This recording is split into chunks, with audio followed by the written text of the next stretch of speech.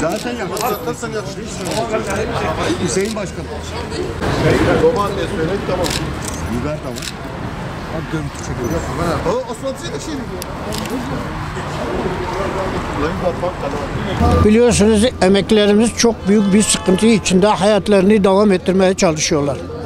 Bu hayat pahalılığına karşı, bu zamlara karşı, bu enflasyona karşı emeklinin aldığı ücret anında eriyip gidiyor. Yani emekli 12 bin, 15 bin lira geçinecek takati kalmadı. Batman gibi bir ilde ev kiralarının 15 bin liraya çıktığı bir ilde 14 bin lira maaş alan emekli nasıl geçinecek?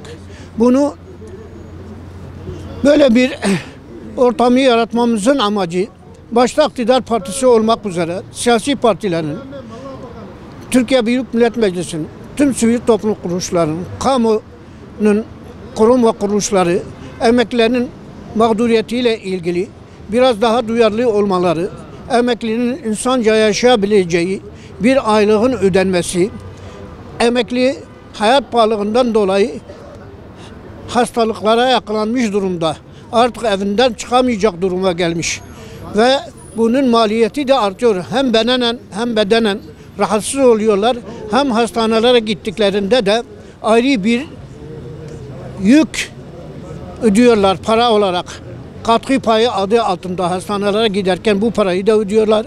Bizim amacımız kimseleri üzmek değildir. Amacımız hakkımızı aramaktır. Biz hak verildiğinde teşekkür etmesini de biliriz. Hakkımızı da her platformda aramasını biliriz. Buradaki amacımız bir çorba dağıtımı, emeklilerimize yönelik bir çorba dağıtalım. Sıcak bir çorba verelim kendilerine. Onlarla beraber olduğumuzu, onların haklarını aradığımızı kendilerine beyan etmek adına buradayız. Yaşamış oldukları bu sıkıntıları bu çorbayla örnek olarak dile getirmek adına buradayız.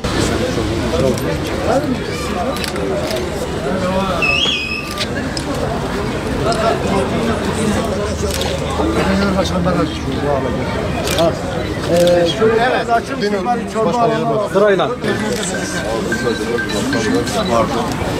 Girme abi oraya.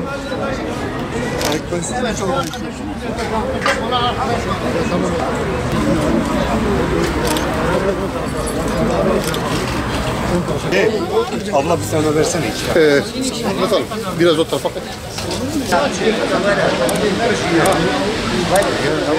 Video çekiyor.